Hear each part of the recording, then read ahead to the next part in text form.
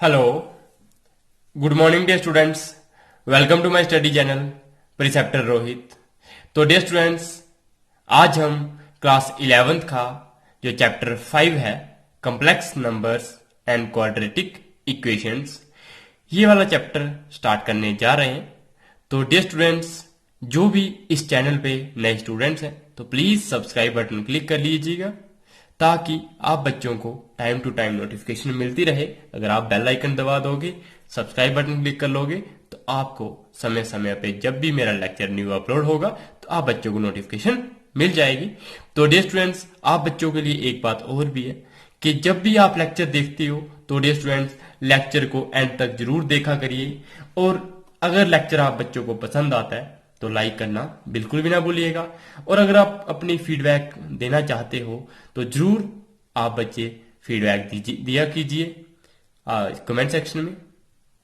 और साथ में ये जो लेक्चर्स होते हैं या ये चैनल है, इस चैनल को सारे स्टूडेंट्स के साथ, जितने भी आपके क्लासमेट्स हैं, रिलेटिव्स में कोई स्टूडेंट्स पढ़ते हैं जो भी, कहीं चाहे किसी भी स्कूल में पढ़ते हैं, क्योंकि आप बच्चों को मैंने ये बताया है कि ये जो मैं लेक्चर्स प्रोवाइड करता हूँ आप बच्चों को, ये स्ट्रिक्टली एनसीईआरटी बेस्ड है। और एनसीईआरटी के अकॉर्डिंग ही आपका चाहे जेके बोर्ड हो, चाहे आपका सीबीएसई बोर्ड हो, चाहे कोई भी बोर्ड हो, वो एनसीईआरटी से ही क्वेश्चंस उठाता है। तो डियर स्टूडेंट्स, मैंने इसलिए ये कंसीडर किया कि एनसीईआरटी हम आपको पूरी अच्छे से टेक्स्ट बुक सॉल्व करवा देंगे।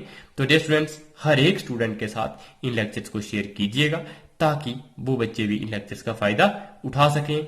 और डियर स्टूडेंट्स, ये आप बच्चों को मैंने पहले भी बता दिया कि प्लीज इस चैनल को, ये आपका जो अपना चैनल, स्टडी चैनल है, ये ना तो मेरा है ना सिर्फ आपका अपना है, ये किसका है? सारे के सारे स्टूडेंट्स का है। तो डियर स्टूडेंट्स, प्लीज अगर आप भी एक स्टूडेंट हो तो ये आपका अपना चैनल है, तो प्लीज इस चैनल को सब्सक्राइब जरूर कर लीजिएगा और बेल आइकन पे जरूर क्लिक कीजिएगा ताकि जब भी न्यू लेक्चर अपलोड हो आप बच्चों को सबसे पहले नोटिफिकेशन मिल जाए और आप बच्चे उस लेक्चर से फायदा उठा सकें।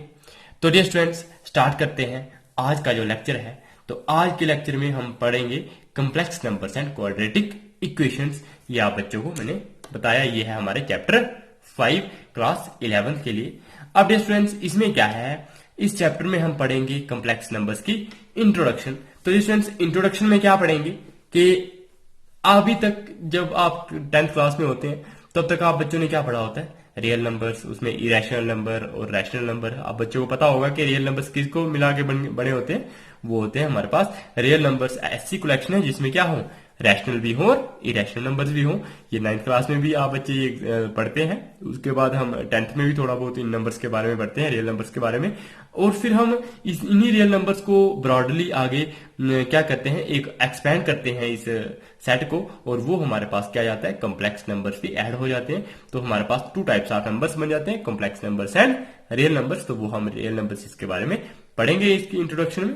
उसके बाद जो कॉम्प्लेक्स नंबर्स होते हैं तो कॉम्प्लेक्स नंबर्स के बारे में पढ़ेंगे कि हाँ भाई, कॉम्प्लेक्स नंबर किस फॉर्म में लिखा जाता है, उसमें इयोटा क्या होता है, उसमें कंजुगेट क्या होता है, मॉडुलस क्या होता है, ये हम आगे पढ़ेंगे। फिर अलजेब्रा ऑफ कॉम्प्लेक्स नंबर्स पढ़ेंगे। अलजेब्रा में क्या होता है कि उनको हम ऐड कैसे कर सकते हैं, मल्टीप्लाई कैसे कर सकते हैं, डिवाइड कैसे कर सकते हैं, या माइनस कैसे कर सकते हैं। ये सारी चीजें हम अलजेब्रा ऑफ कॉम्प्लेक्स नंबर्स में पढ़ेंगे। और वही आप बच्चों को बता दिया, मॉडुलस पढ़ेंगे और उसका कंजुगेट पढ़ेंगे कॉम्प्लेक्स नंबर का इसी यूनिट में। और साथ में हम पढ़ेंगे Argand, plane and polar representation of a complex number के। एक जो कॉम्प्लेक्स नंबर होता है उसका जो अर्गेंड प्लेन, वो क्या होता है? अर्गेंड प्लेन आप बच्चों को बताया जाएगा इन लेक्चर्स में। अर्गेंड प्लेन अगर मैं आपको अभी बता दूं तो वो होता है, हमारे पास क्या होता है, ऐसा प्लेन जिसमें हम कॉम्प्लेक्स नंबर्स को क्या कर सकते हैं, रिप्रेजेंट कर सकते हैं। उस प्लेन को हम अर्गेंड प्लेन बोलते हैं। और साथ में हम जो कॉम्प्लेक्स नंबर्स हैं उनकी पोलर रिप्रेजेंटेशन भी करेंगे कि उनके अगर हमारे पास पोल्स, मतलब पोलर, जैसे हमारे पास वहां पे आर होता है और थीटा होता है। थीटा हमारे पास क्या होता है, ये आपको बच्चों को पता होगा, इसको हम आर्गुमेंट बोलते हैं। या शायद, सॉरी, आपको कहाँ पता होगा, तो ये आपको मैं पढ़ाऊंगा। आर्गुमेंट बोलते हैं। और ये आर हमारे पास क्या होता है, मॉडुलस होता है। और इन दोनों के अकॉर्डिंग, मतलब ये अगर हमारे पास कोई आर की वैल्यू हो, कोई थीटा की वैल्यू हो, तो वो इसका मतलब एक यूनिक नंबर रिप्रेजेंट करता है। तो डियर स्टूडेंट्स इस तरह से यूनिक पॉइंट रिप्रेजेंट होता है हमारे पास एर्गेंट प्लेन पे, तो वो भी हम देखेंगे कि यूनिक जो पॉइंट होगा उसके लिए आर की वैल्यू क्या होगी, थीटा की वैल्यू कैसे फाइंड करते हैं, तो ये थीटा हमारे पास होता है आर्ग्यूमेंट। तो डियर स्टूडेंट्स ये सारी चीजें हम पढ़ेंगे। उसके बाद क्वाड्रेटिक इक्वेशंस जो होती हैं, जो आप बच्चों ने देखो, मैं आप बच्चों को बता दूं कि आप जब 10th क्लास में पढ़ते हैं तो वहां पे शायद आप बच्चों ने ये पढ़ा होगा, डिस्क्रिमिनेंट पढ़ा होगा। डिस्क्रिमिनेंट होता था बी स्क्वायर माइनस 4ac होता था ये। तो डियर स्टूडेंट्स अगर ये डिस्क्रिमिनेंट हमारे पास 0 से छोटा आता, मतलब अगर ये इसकी वैल्यू क्या आती, नेगेटिव वैल्यू आती, तो हम बोलते थे इट हैज नो, मतलब ये जो इक्वेशन होती है it has no real roots, के इस इक्वेशन के कोई भी रियल रूट्स नहीं होंगे। अगर आप बच्चों को ये याद होगा तो आप बच्चों ने जरूर पढ़ा होगा।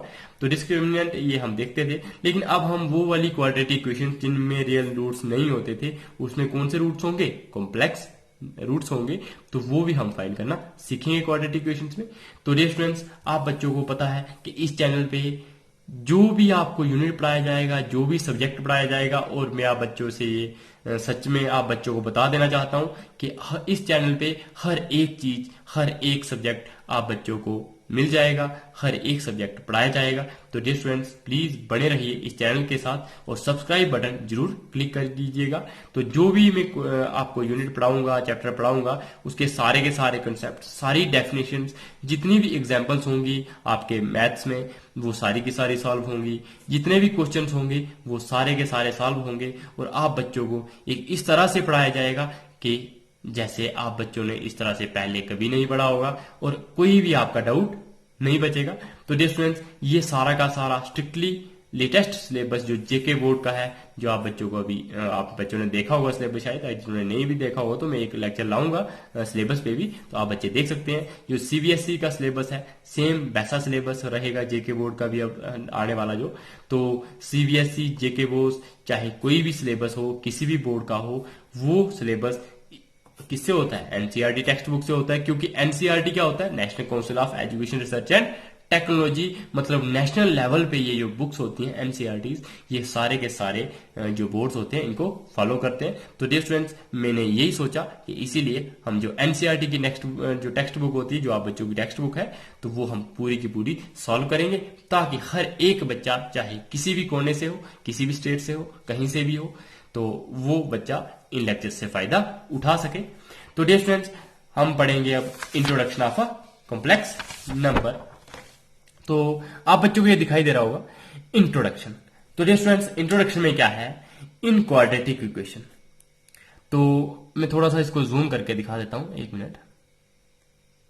तो डियर स्टूडेंट्स आप देख पा रहे होंगे आप बच्चे अच्छे से, इन क्वाड्रेटिक इक्वेशन, जैसे अगर आपके पास ये क्वाड्रेटिक इक्वेशन होती थी, क्वाड्रेटिक इक्वेशन आप बच्चों को मालूम होगी, ऐसी इक्वेशन जिसमें डिग्री क्या होती है, 2 होती है, और डिग्री आप बच्चों को मालूम है डिग्री क्या चीज होती है, डिग्री आप बच्चों को पता होगा, लीनियर इक्वेशन होती थी, एक क्वाड्रेटिक इक्वेशन होती थी और एक क्यूबिक इक्वेशन होती थी। मतलब जिसमें डिग्री 1 होगी वो लीनियर होगी, जिसमें क्वाड्रेटिक में डिग्री 2 होती है और क्यूबिक इक्वेशन में डिग्री 3 होती है। और डिग्री क्या होती है, जो वेरिएबल होता है हमारे पास एक्स या फिर वाई या कोई भी वेरिएबल जिसकी वैल्यू क्या होती रहती है, चेंज होती रहती है, तो उसकी जितनी भी पावर होगी, सबसे हाईएस्ट पावर, उसी को हम क्या बोलते हैं, डिग्री ऑफ दैट इक्वेशन। तो डियर स्टूडेंट्स इस इक्वेशन में डिग्री क्या है, 2 है। तो अब डियर स्टूडेंट्स जब आप इस इक्वेशन को सॉल्व करते थे तो ये बाइंड हमारा पास राइट हैंड साइड में आ जाता था, तो क्या आ जाता था, नेगेटिव। तो डियर स्टूडेंट्स एक्स स्क्वायर हमारे पास -1 के बराबर आ जाता था। अब हम जब इसको सॉल्व करते थे तो ये जो स्क्वायर अगर हमारे पास यहाँ पे आ जाए तो वो क्या हो जाता था, रूट ऑफ -1, और यहाँ पे प्लस माइनस लग जाता था। तो रूट ऑफ -1, अब डियर स्टूडेंट्स मतलब किसी भी नंबर का अगर आप स्क्वायर रूट फाइंड करना चाहें तो वो क्या होता है, पॉजिटिव नंबर का होता था, और यहाँ नेगेटिव नंबर का कोई स्क्वायर रूट नहीं होता है। तो वही लिखा है, what the square of every real number, वो क्या होता है, नॉन नेगेटिव। मतलब अगर हमें किसी भी रियल नंबर का स्क्वायर करना हो वो हमेशा क्या होता है, नॉन नेगेटिव होता है। तो यहां से अगर आप देखो कि अगर -1 तो किस चीज का स्क्वायर करोगे तो आपके पास -1 आएगा, वो आपके पास क्या आना चाहिए, पॉजिटिव नंबर होना चाहिए, और उसका स्क्वायर करोगे तो -1 होगा। लेकिन ऐसा तो कभी होता नहीं है, क्योंकि जो रियल नंबर होता है उसका अगर स्क्वायर हो तो वो हमारे पास क्या होता है, हमेशा नॉन नेगेटिव होता है। लेकिन यहाँ पे जैसे x का स्क्वायर है वो -1 के बराबर आ रहा है, मतलब कोई x की वैल्यू होगी उसका अगर स्क्वायर करेंगे तो -1 आएगा, ये चीज पॉसिबल नहीं है। तो डिस्टेंस इन इक्वेशंस को सॉल्व करने के लिए हमारे पास जो ये हमारा कॉम्प्लेक्स नंबर सिस्टम है उसको हम अपना जो रियल नंबर सिस्टम है उसको एक्सटेंड करके हम कॉम्प्लेक्स नंबर सिस्टम लाते हैं। तो इसीलिए हमें क्या करना पड़ा, so we extend the real number system to a larger system to find the solution of the equation. कि ये जो इक्वेशन थी x square is equal to -1, मतलब x की वैल्यू फाइंड करना, मतलब इस इक्वेशन का सोल्यूशन निकालने के लिए हमें ये जो रियल नंबर सिस्टम है इसको क्या करना पड़ा, एक्सपैंड करना पड़ा एक लार्जर सिस्टम में, और वो सिस्टम हमारा होता है कॉम्प्लेक्स नंबर सिस्टम। तो स्टूडेंट्स इस जनरल में हम क्या देखते हैं, अगर हमारे पास एक क्वाड्रेटिक इक्वेशन है जिसमें ax square plus bx plus c अगर हमारे पास 0 के बराबर हो, और उसमें ये d क्या होता है, डिस्क्रिमिनेंट, बात अब बच्चों को बताया था मैंने। अगर ये b स्क्वायर माइनस 4ac अगर 0 से क्या हो, छोटा हो, तो हम बताते थे वहां पे कि इसके कोई भी रियल रूट्स नहीं होते। 10th क्लास में आप बच्चे ये पढ़ते हैं, वहां पे आपने क्वाड्रेटिक इक्वेशन वाला यूनिट पढ़ा होगा। तो डियर स्टूडेंट्स वहां पे ये आप बच्चे देख सकते हैं। तो ये जो इक्वेशंस होती हैं जिसमें डिस्क्रिमिनेंट लेस देन 0 हो, उसको सॉल्व करने के लिए हम कौन सा फिर नंबर यूज करते हैं, कॉम्प्लेक्स नंबर्स। तो इसलिए हमें क्या करना पड़ता है, कॉम्प्लेक्स नंबर्स स्टडी करना पड़ते हैं। तो डियर स्टूडेंट्स आप बच्चों को ये अच्छे से दिखाई दे रहा होगा, आई होप। अगर नहीं दिखाई दे रहा तो अभी अच्छे से और दिखाई दे जाएगा। अब हम देखते हैं कॉम्प्लेक्स नंबर्स। तो डिस्टेंस कॉम्प्लेक्स नंबर्स क्या होते हैं, a number of the form, कि एक ऐसा नंबर जो किस फॉर्म में हो, a प्लस आई बी, और आई किसके लिए है, आई है इयोटा, क्या है, इयोटा, IOTA, इसको क्या पढ़ते हैं, इयोटा। तो डियर स्टूडेंट्स एक नंबर जो इस फॉर्म में हो a प्लस इयोटा b, और यहां पे a और b क्या हो, a और b हमारे पास क्या हो, रियल नंबर्स हो। रियल नंबर्स मतलब जैसे 1 2 3 whole number, irrational number, rational number, कुछ भी हो, मतलब ए और बी क्या होना चाहिए, रियल नंबर्स होने चाहिए, और उनके बीच में यहाँ पे क्या होना चाहिए, एक इयोटा भी लगा होना चाहिए, और वो किस तरह से लिखे होने चाहिए, ए प्लस इयोटा बी की फॉर्म में। तो उस नंबर को हम क्या बोलेंगे, कॉम्प्लेक्स नंबर बोलेंगे। अब आप बच्चों को समझ आ गई होगी कि कॉम्प्लेक्स नंबर क्या होता है, कि ऐसा नंबर जो किस फॉर्म में हो, a प्लस इयोटा b की फॉर्म में हो। जैसे हमने यहाँ पे एग्जांपल दे ली, +2 प्लस इयोटा 3, मतलब यहाँ पे b क्या है, 3 है, और a क्या है, 2 है। इट मीन्स a भी रियल नंबर है, b भी रियल नंबर है, और यहाँ पे इयोटा भी लगा है। तो ये होल नंबर, ये पूरा नंबर जो है, ये क्या बन गया हमारे पास, 2 प्लस इयोटा 3 किसके बराबर बन गया, ये हमारे पास कॉम्प्लेक्स नंबर बन गया। और डियर स्टूडेंट्स कॉम्प्लेक्स नंबर्स को हम z से लिखते हैं, किससे, z से, मतलब ये जो स्मॉल z होता है, छोटा z, तो उससे हम किसी भी कॉम्प्लेक्स नंबर को डिनोट कर सकते हैं। जैसे हम जनरल में अगर कॉम्प्लेक्स नंबर लिखेंगे तो z हमारे पास a प्लस इयोटा b होगा, लेकिन ये z कौन सा होता है, स्मॉल होता है। एक होता है ना बड़ा वाला z, जब जो रियल नंबर्स में पढ़ते हैं तो उसको हम क्या बोलते हैं, इंटीजर्स के लिए डिनोट करते हैं, लेकिन ये छोटा z होता है, और वो हमारे पास कॉम्प्लेक्स नंबर रिप्रेजेंट करता है। तो डियर स्टूडेंट्स इस तरह से अगर आप मुझे बताओ कि अगर हमें इक्वेशन को सॉल्व करना हो, इस इक्वेशन को, तो x स्क्वायर हमारे पास किसके बराबर था, -1 के बराबर था। और डियर स्टूडेंट्स यही मैंने आप बच्चों को जो इयोटा बताया था, क्या बताया था, इयोटा। तो इयोटा क्या है यहाँ पे, आई है, तो आई की वैल्यू हमारे पास क्या है यहाँ पे, √-1। आई की वैल्यू हमारे पास √-1, मतलब जो भी कॉम्प्लेक्स नंबर होता है वहां पे ये जो इयोटा होता है, तो इयोटा की वैल्यू क्या होती है, √-1। अगर इयोटा √-1 है, तो अगर इयोटा का स्क्वायर करोगे तो ये भी क्या हो जाएगा, √-1 का स्क्वायर। तो यहाँ पे जब आप इसका स्क्वेयरिंग करते हो और इसका भी स्क्वायर करोगे, ये स्क्वायर और रूट कैंसिल हो जाएगा, तो इयोटा स्क्वायर हमारे पास किसके बराबर आ जाएगा, -1 के बराबर आ जाएगा। आप बच्चों को ये अच्छे से पढ़ा जा रहा होगा।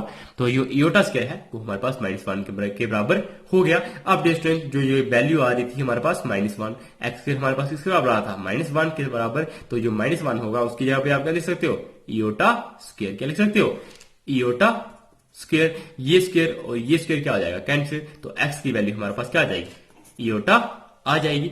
तो वही इसका मतलब जब हमने ये इक्वेशन सॉल्व की तो x की वैल्यू हमें क्या मिल गई, इयोटा मिल गई। और इयोटा क्या है, एक जिसकी वैल्यू हमारे पास क्या होती है, √-1। और अगर आप इसी को, ये कॉम्प्लेक्स नंबर है, क्योंकि अगर यहां पे आप 0 लो प्लस इयोटा इंटू 1 लो, क्या लो, इयोटा इंटू 1, तो a हमारे पास 0 आ जाएगा और b हमारे पास क्या हो जाएगा, 1। It means a plus iota b।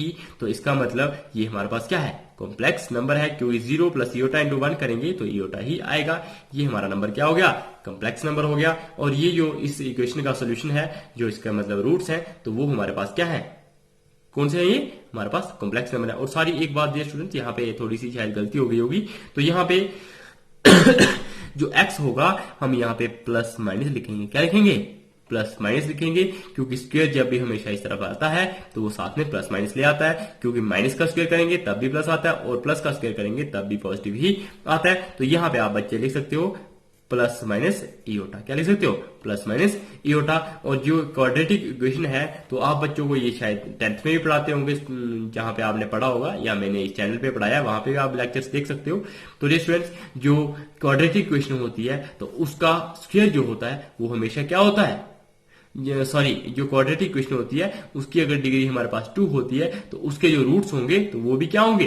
2 होंगे। तो डियर स्टूडेंट, ये इक्वेशन क्या थी? क्वाड्रेटिक इक्वेशन थी और इसके रूट्स भी क्या होने चाहिए? 2। तो एक हमारे पास प्लस इयोटा आ गया और दूसरा हमारे पास माइनस इयोटा आ गया। इस तरह से हमारे क्या हो गए? 2 रूट्स आ गए। तो डियर स्टूडेंट, ये हमने कुछ एग्जांपल्स लिखी हैं, जैसे -1 प्लस इयोटा रूट 3, जैसे 4 प्लस इयोटा -1/11। यहाँ पे a 4 है, b हमारे पास -1/11 है। ये हमारे पास कॉम्प्लेक्स नंबर्स हो गए। तो इस तरह से जो हमारे पास अगर एक कॉम्प्लेक्स नंबर z = aib हो तो उसमें हम ये जो a होता है इसको क्या बोलते हैं? ए, ये हमारा रियल पार्ट होता है, क्योंकि इसमें देखो कोई इयोटा नहीं लगा है। जिसमें इयोटा लगेगा वो हमारा कौन सा हो जाएगा? कॉम्प्लेक्स पार्ट हो जाएगा। जो कॉम्प्लेक्स नंबर है ये पूरा, तो ये हमारे पास क्या, सॉरी, इसको हम क्या बोलेंगे? Imaginary part. क्या बोलेंगे? Imaginary part. तो इसको हमने IM Z से लिखा है, मतलब imaginary part of complex number Z and real part of complex number Z। तो ये हमने लिखा है REZ और यहाँ पे लिखा है IM मतलब इमेजिनरी, RE मतलब रियल। तो ये रियल पार्ट ऑफ Z हमारे पास क्या हो गया? A, और जो इमेजिनरी पार्ट है इस Z का, मतलब इस कॉम्प्लेक्स नंबर का, वो हमारे पास क्या है? B है। क्या है? B है। तो जो B होता है उसको हम इमेजिनरी पार्ट बोलते हैं और जो A होता है वो हमारे पास क्या होता है? Real part. तो ये आप बच्चों को अच्छे से समझ आ गया होगा। तो डियर स्टूडेंट्स, यहाँ पे आप बच्चे एग्जांपल भी देखो, अगर z = 2 प्लस इयोटा 3 होगा तो 2 हमारा क्या होगा? रियल पार्ट ऑफ z, और ये 5 हमारे पास क्या होगा? Imaginary part of z। अब डियर स्टूडेंट्स, हम देखते हैं इक्वलिटी ऑफ कॉम्प्लेक्स नंबर्स, कि जो अगर कॉम्प्लेक्स नंबर्स हैं वो इक्वल कब होते हैं। तो डियर स्टूडेंट्स, अगर हमारे पास दो नंबर्स, एक z1 = a plus iota b है और z2 मतलब दूसरा कॉम्प्लेक्स नंबर वो हमारे पास क्या है? c प्लस इयोटा d है। तो ये दोनों नंबर्स इक्वल कब होंगे? जब इनके रियल पार्ट्स बराबर होंगे और कॉम्प्लेक्स पार्ट्स जो इमेजिनरी पार्ट्स होंगे वो भी क्या होंगे? बराबर। तो इट मीन्स अगर ये हमें z1 z2 के बराबर दिया है तो a प्लस इयोटा b हमारे पास c प्लस इयोटा d के बराबर हो जाएगा। तो वही हमने लिखा है a plus iota b c plus iota d के बराबर होगा। इट मीन्स ये जो हमारा रियल पार्ट है ये इसके रियल पार्ट के बराबर होगा और ये जो इमेजिनरी पार्ट b है वो हमारे पास इसके इमेजिनरी पार्ट d के बराबर होगा। तो यहां से हम देखेंगे कि a हमारे पास इक्वल टू c होगा और b इक्वल टू हमारे पास क्या होगा? d के बराबर होगा। तो ये होती है हमारे पास इक्वलिटी ऑफ कॉम्प्लेक्स नंबर्स। तो आप बच्चों को समझ आया होगा कि दो नंबर्स अगर कॉम्प्लेक्स नंबर इक्वल हैं तो इसका मतलब दो कॉम्प्लेक्स नंबर अगर इक्वल हैं तो उनके रियल पार्ट्स और उनके इमेजिनरी पार्ट्स क्या होंगे? वो भी इक्वल होंगे। तो डियर स्टूडेंट्स, वही इक्वलिटी पे हम एक एग्जांपल देख लेते हैं। वो आपकी एग्जांपल 1 है टेक्स्ट बुक में। तो एग्जांपल 1 क्या है? If 4x plus iota into 3x minus y is equal to 3 plus iota into -6, कि अगर हमारे पास ये दोनों क्या है? नंबर बराबर है, मतलब यहाँ पे क्या है? 4x plus iota into 3x minus y, और यहाँ पे दूसरा कॉम्प्लेक्स नंबर क्या है? 3 प्लस इयोटा इंटू -6। अगर ये दोनों बराबर हैं तो हमें x और y की वैल्यू फाइंड करनी है। तो डियर स्टूडेंट्स, हम x और y की वैल्यूज कैसे फाइंड कर सकते हैं? हमने आप बच्चों को बताया था कि देखो इसका इमेजिनरी पार्ट कौन सा है? 3x माइनस वाई, और रियल पार्ट कौन सा है? 4x। इसमें जो रियल पार्ट है वो क्या है? 3, और इमेजिनरी पार्ट क्या है? -6। इसका मतलब ये जो इमेजिनरी पार्ट होगा वो इस इमेजिनरी पार्ट के बराबर होगा और ये जो रियल पार्ट है ये हमारे पास इस रियल पार्ट के बराबर होगा। तो ये 4 है x है वो हमारे पास किसके बराबर होगा? 3 के बराबर होगा। वही हमने लिखा है 4x इज इक्वल टू 3, और ये जो इमेजिनरी पार्ट है 3x माइनस 5 तो वो हमारा किसके बराबर होगा? इस इमेजिनरी पार्ट के बराबर, वो है -6। तो डियर स्टूडेंट्स, इस तरह से आप x की वैल्यू फाइंड कर सकते हो। तो x क्या हो जाएगा? 3/4, क्योंकि 4 यहाँ पे मल्टीप्लाई हो रहा था तो यहाँ पे क्या हो जाएगा? डिवाइड। तो x की वैल्यू आ गई 3/4, और यहाँ पे जब आप इसमें x की वैल्यू पुट करोगे, क्योंकि x की वैल्यू तो हमने फाइंड कर ली है, तो जो x की वैल्यू जब हम यहाँ पे पुट करेंगे वो क्या थी? 3/4, तो वो हमने 3/4 लिखा। 3 इंटू 3/4 माइनस y हमारे पास क्या हो जाएगा? -6 के बराबर। तो 3 3 क्या? 9/4। अब 9/4 हमारा क्या हो जाएगा? एक तरफ y दूसरी तरफ आ जाएगा तो क्या हो जाएगा? पॉजिटिव आ जाएगा, तो वो पॉजिटिव लिखा है। दूसरी तरफ क्या है उसके अपोजिट? 3 3 9, 9/4, और ये -6 दूसरी तरफ आ जाएगा तो 9/4 प्लस ये -6 था तो दूसरी तरफ आएगा तो क्या हो जाएगा? +6। तो 9/4 प्लस 6। तो डियर स्टूडेंट्स, इस तरह से y की वैल्यू हमारे पास क्या हो जाएगी? यहाँ पे इसका डिनोमिनेटर 1 होगा, 9 1 9 और 4 6 6 4 24, 24 और 9 कितना होता है 33, 33/4। तो इस तरह से जो x की वैल्यू थी वो हमने 3/4 निकाल दी थी और y की वैल्यू 33/4 निकाल दी थी। तो डियर स्टूडेंट्स, अगर ये लेक्चर पसंद आ रहा है तो लाइक, शेयर और सब्सक्राइब करना बिल्कुल भी ना भूलिएगा। ये एक यूट्यूब चैनल है और ये आपका अपना स्टडी चैनल है प्रिसेप्टर रोहित, तो इसे सब्सक्राइब करना बिल्कुल भी ना भूलिएगा।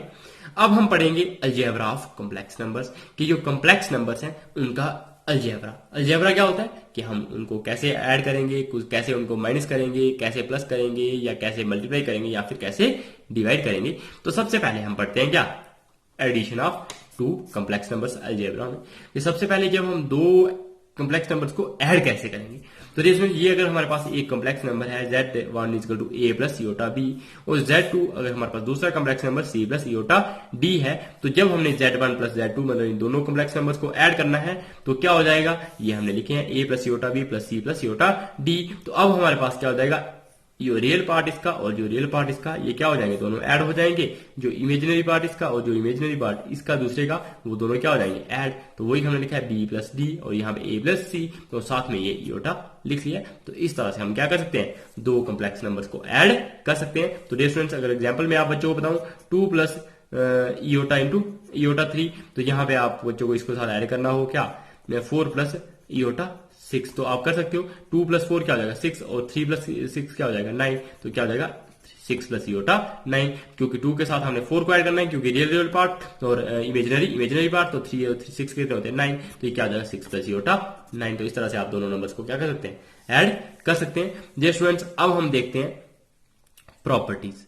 तो प्रॉपर्टीज क्या है एडिशन की, क्लोजर लॉ क्या होता है क्लोजर लॉ। तो आप बच्चों ने ये जब आप पार्ट सेकंड में फर्स्ट में पढ़ोगे तब भी आप बच्चों ने कॉम्प्लेक्स नंबर्स वाला यूनिट वहां पे भी पढ़ोगे। तो डियर स्टूडेंट्स, प्लीज यहाँ पे बेसिक अगर आप बच्चे क्लियर कर लीजिएगा तो आप बच्चों को आगे कोई भी प्रॉब्लम नहीं रहेगी। तो क्लोजर लॉ क्या कहता है कि अगर हमारे पास z1 और z2 कोई दो कॉम्प्लेक्स नंबर्स हैं, तो जब हम उनको ऐड करेंगे क्या करेंगे, उनको ऐड करेंगे, तो वो जो एडिशन करके हमारे पास नंबर आएगा तो वो भी क्या आएगा, कॉम्प्लेक्स नंबर ही आएगा। तो डियर स्टूडेंट्स, यहाँ पे आप यहाँ पे भी देख सकते हो, इसको प्रूव कर सकते हो। ये हमारे पास एक कॉम्प्लेक्स नंबर था, दूसरा भी क्या था कॉम्प्लेक्स नंबर। जब हमने इन दोनों को ऐड किया तो जो तीसरा नंबर आया हमारे पास तो वो भी क्या है, कॉम्प्लेक्स नंबर है। इट मींस क्लोजर लॉ का मतलब क्या हो गया कि उसने कॉम्प्लेक्स नंबर्स को ही बांध के रखा। मतलब कॉम्प्लेक्स नंबर्स अगर हमने दो ऐड किए तो जो उसका रिजल्ट आया तो वो भी हमारा क्या आ गया, कॉम्प्लेक्स नंबर ही आ गया। तो डियर स्टूडेंट्स, दूसरा लॉ क्या है, कम्यूटेटिव लॉ। तो कम्यूटेटिव लॉ भी आप बच्चों को पता होगा कि अगर हमारे पास जैसे 2 प्लस 4 क्या होता था 6 के बराबर होता था, वैसे 4 प्लस 2 हमारे पास किसके बराबर होता था 6 के बराबर होता था। ये होता था हमारे रियल नंबर्स के केस में कि 2 और 4 ये क्या है रियल है और ये 6 भी क्या है रियल है। लेकिन सिमिलरली हम जब कॉम्प्लेक्स नंबर्स का केस लेते हैं तो वहां पे भी अगर z1 प्लस z2 करेंगे तो वो z2 प्लस z1 के बराबर आएगा। जैसे अगर यहाँ पे 2 प्लस 4 या 4 प्लस 2 दोनों बराबर होते हैं, वैसे ही यहाँ पे z1 प्लस z2 और z2 प्लस z1 दोनों क्या होते हैं, बराबर रहते हैं। ये होता है हमारे पास कम्यूटेटिव लॉ। तो यहां से आप दोबारा से अगर प्रूव करना चाहो तो देखो, चाहे आप इसको ऐड करो, चाहे इसको पहले लिखो फिर इसको लिखो, तब भी ऐड तो वही करना है। 4 और 2 कितना होता है 6, चाहे 2 और 4 करोगे तब भी 6, 6 और 3 कितना होता है 9, या 3 प्लस 6 तब भी क्या होता है 9। तो इसका मतलब डियर स्टूडेंट्स, जो कम्यूटेटिव लॉ है वो भी कॉम्प्लेक्स नंबर्स के एडिशन में क्या होता है, फॉलो होता है। अब उसके बाद एसोसिएटिव लॉ। तो डियर स्टूडेंट्स, एसोसिएटिव लॉ आप बच्चों को पता होगा कि अगर हमारे पास तीन कॉम्प्लेक्स नंबर्स हैं z1, z2 और z3, तो मतलब पहले अगर हम इन दो को ऐड करें और फिर तीसरा ऐड करें, या फिर हम पहले इन लास्ट वाले दो को ऐड करें और फिर बाद में पहले के उसके साथ ऐड करें, तो वो जो रिजल्ट आएगा वो सेम ही आएगा। मतलब डियर स्टूडेंट्स, यहाँ पे देखो, ये 1 है, ये 2 है और ये 3 है, तो ये 3 नंबर हमने लिख लिए। अब डिस्टेंस पहले आप इनको अगर 3 को ऐड करना है, पहले आप इन 2 को ऐड कर दो। 1 प्लस 2 कितना हो जाए 3, 3 प्लस 3 कितना हो जाएगा 6, तब भी 6 आएगा। अगर आप 1 प्लस 2 प्लस 3 लिखो, मतलब पहले इनको ऐड कर दो, 2 और 3 कितने होते हैं 5, 5 और 1 कितना होता है 6, तब रिजल्ट क्या आ रहा है 6 आ रहा है। जैसे रियल नंबर्स के केस में ये एसोसिएटिव लॉ होती है, एसोसिएटिव लॉ फॉलो होता है जिसमें एडिशन में, वैसे ही कॉम्प्लेक्स नंबर्स के केस में भी एसोसिएटिव लॉ क्या होता है, फॉलो होता है एडिशन के केस में। उसके बाद है हमारे पास एग्जिस्टेंस ऑफ एडिटिव आइडेंटिटी के एडिटिव आइडेंटिटी का एग्जिस्ट करना मतलब कोई भी अगर कम्प्लेक्स नंबर होगा उसके साथ एक कम्प्लेक्स नंबर के साथ क्या होगा, एक एडिटिव आइडेंटिटी एग्जिस्ट करेगी और वो एडिटिव आइडेंटिटी क्या होगी, 0 प्लस इयोटा इंटू 0, मतलब 0 प्लस इयोटा इंटू 0 करोगे तो वो क्या होगा, 0 ही आएगा। तो वो हमारे पास क्या होगी, एडिटिव आइडेंटिटी, या फिर उसको जीरो कम्प्लेक्स नंबर भी बोल सकते हैं। मतलब एडिटिव आइडेंटिटी का मतलब क्या हो जाता है, जब डे स्टूडेंट्स जैसे 2 है, 2 में जब आप 0 ऐड करोगे तो क्या आएगा, 2 ही आएगा। मतलब ऐसा नंबर हमने उसमें और ऐड करना है एडिशन में कि जिसको ऐड करके वही नंबर आ जाए। मतलब वैसा ही सिमिलर केस है, अगर हमारे पास कोई कम्प्लेक्स नंबर होगा उसमें हमने एक ऐसा कम्प्लेक्स नंबर ऐड करना है कि वो वापिस से जिस नंबर में हमने दूसरा नंबर ऐड किया है वो वापिस से वही नंबर आ जाए। इट मीन्स अगर आपने कोई कम्प्लेक्स नंबर Z1 ले लिया है, Z1 में जब आपने 0 कम्प्लेक्स नंबर ऐड किया 0, तो वो हमारे पास Z ही आ जाए, तो वो हमारे पास क्या हो गया, एडिटिव आइडेंटिटी। मतलब जिस नंबर को ऐड करने से उस नंबर पे कोई भी फर्क नहीं पड़ रहा है, मतलब वही नंबर आ रहा है, तो उसको हम क्या बोलते हैं, एडिटिव आइडेंटिटी। और इसमें एडिटिव आइडेंटिटी क्या होगी, 0 कम्प्लेक्स नंबर, और वो क्या होगा, 0 प्लस इयोटा इंटू 0। तो वही हमने लिखा है Z प्लस 0 हमारे पास Z के बराबर ही होगा। उसके बाद आ गया एग्जिस्टेंस ऑफ एडिटिव इनवर्स के एडिटिव इनवर्स के जो जब भी हमारे पास कोई कम्प्लेक्स नंबर होगा उसके लिए क्या करेगा, एक एग्जिस्ट करेगा एडिटिव इनवर्स भी। एडिटिव इनवर्स का मतलब क्या हो गया, जैसे आप मल्टीप्लिकेटिव इनवर्स होता है ना, मल्टीप्लिकेटिव इनवर्स होता है मतलब मल्टीप्लिकेशन को इनवर्स करोगे तो वो क्या आ जाता है, उल्टा करोगे तो वो डिवाइड में चेंज होता है, और प्लस का उल्टा करोगे तो वो किस में चेंज होता है, माइनस में। इसका मतलब एडिटिव इनवर्स क्या हो जाएगा, मतलब प्लस का माइनस में चेंज होगा।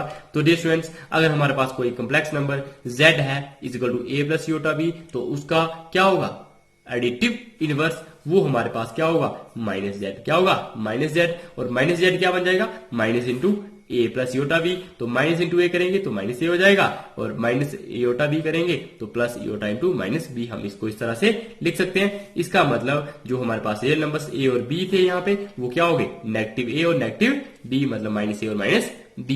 तो डियर स्टूडेंट्स, ये होता है हमारे पास एडिटिव इनवर्स। अब जब आप इन दोनों को ऐड करोगे तो डियर स्टूडेंट्स, अगर हमारे पास एक प्लस का 2 हो और एक माइनस का 2 हो, उन दोनों को ऐड करते हैं तो क्या होता है, 0 हो जाता है। सिमिलरली Z और Z को जब आप प्लस करोगे किसके साथ, माइनस Z के साथ, तो वो हमारे पास क्या आ जाएगा, 0 के बराबर आएगा, मतलब 0 कम्प्लेक्स नंबर के बराबर आएगा। तो डियर स्टूडेंट्स, इस तरह से मतलब चाहे कोई भी कम्प्लेक्स नंबर होगा उसके लिए एक एडिटिव इनवर्स भी एग्जिस्ट करेगा। उसके बाद हम देखेंगे डिफरेंस ऑफ 2 कम्प्लेक्स नंबर्स। ये आप बच्चों को छोटा सा है तो मैं जल्दी से करवा देता हूं। तो डियर स्टूडेंट्स देखो, difference of complex number 2 complex number क्या है। अगर Z1 एक नंबर है A प्लस इयोटा B, और Z2 अगर हमारे पास एक नंबर है C प्लस इयोटा D, तो Z1 माइनस Z2 क्या हो जाएगा, मतलब Z1 प्लस माइनस Z2। मतलब क्योंकि प्लस माइनस देखो एडिशन तो अब बच्चों को आती है, तो मतलब हम क्या कर देंगे, Z2 का नेगेटिव ले लेंगे और उसको हम Z1 के साथ प्लस कर देंगे, क्योंकि देखो प्लस माइनस माइनस तो वापिस वही आ जाएगा Z1 माइनस Z2। तो अगर हमारे पास एक ये नंबर था पहला Z1 और Z2 ये था, तो इनका एडिटिव डिफरेंस क्या हो जाएगा, A प्लस इयोटा B। अब माइनस क्या हो जाएगा, यहाँ पे अंदर चला जाएगा तो क्या बन जाएगा, यहाँ पे माइनस D आ जाएगा और यहाँ पे माइनस इयोटा D भी आ जाएगा। तो dear students, A plus iota B, तो अब डियर स्टूडेंट्स ये रियल के साथ और कम्प्लेक्स इमेजिनरी के साथ, तो A माइनस C अलग से हो गया, प्लस इयोटा वैसा ही और B माइनस D, तो वो हमने वैसे ही लिख लिया। तो डियर स्टूडेंट्स, इस तरह से हम क्या कर देते हैं, डिफरेंस। तो अगर एग्जांपल देखना चाहो तो एग्जांपल भी हमने यहाँ पे की है। Z1 है हमारे पास 6 प्लस 3 इयोटा, और Z2 हमारे पास 2 माइनस इयोटा। तो जब Z1 में से Z2 को माइनस करना है, तो रियल में से रियल को माइनस करना है, मतलब 6 में से 2 को माइनस करोगे तो 4 आएगा, और 3 में से यहाँ पे क्या आएगा, -1। तो 3 में से 1 करोगे तो क्या आ जाएगा, 3 माइनस 1 करोगे तो क्या आ जाएगा, सॉरी यहाँ पे क्या था, -1 था ना, तो 3 माइनस -1 करोगे तो क्या हो जाएगा, 3 प्लस 1 दैट मीन्स 4। तो वही हमारे पास क्या हो जाएगा, 4 प्लस इयोटा 4। तो वो हमने यहाँ पे लिखा हुआ है, वही लिखा है देखो, 6 प्लस 3 इयोटा माइनस 2 माइनस इयोटा, तो क्या हो जाएगा, तो यहाँ पे आ जाएगा 6 प्लस 3 इयोटा, वैसा ही माइनस से अंदर मल्टीप्लाई हो जाएगी तो -2, तो माइनस माइनस प्लस इयोटा। तो अब यहाँ पे देखो रियल के साथ 6 माइनस 2 दैट मीन्स 4, और 3 प्लस 1, तो वो हमारे पास क्या हो जाएगा, 4। तो इस तरह से हमारा नंबर बन जाएगा 4 प्लस 4 इयोटा। और अगर आप Z2 माइनस Z1 करोगे तो Z2 को पहले लिखोगे, Z1 को बाद में लिखोगे। 2 माइनस इयोटा माइनस 6 प्लस 3 इयोटा, तो माइनस से मल्टीप्लाई हो जाएगी तो क्या आ जाएगा, -6 और -3 इयोटा। अब 2 माइनस 6 तो वो आ जाएगा -4, और -1 -3 तो वो क्या आ जाएगा, -4। तो इस तरह से हमारे पास इसका आंसर क्या आ जाएगा, -4 4 इयोटा। तो डियर स्टूडेंट, इस तरह से एडिशन और जो डिफरेंस था वो आप बच्चों को मैंने समझा दिया। अब हम नेक्स्ट करेंगे इसका मल्टीप्लिकेशन और डिवीजन वगैरह। तो डियर स्टूडेंट्स, आई होप कि आप बच्चों को लेक्चर पसंद आया होगा। अगर लेक्चर पसंद आया होगा तो लाइक करना बिल्कुल भी ना भूलिएगा। अगर चैनल पे नए होंगे तो प्लीज सब्सक्राइब बटन जरूर क्लिक कर लीजिएगा, ताकि आप बच्चों को टाइम टू टाइम नोटिफिकेशन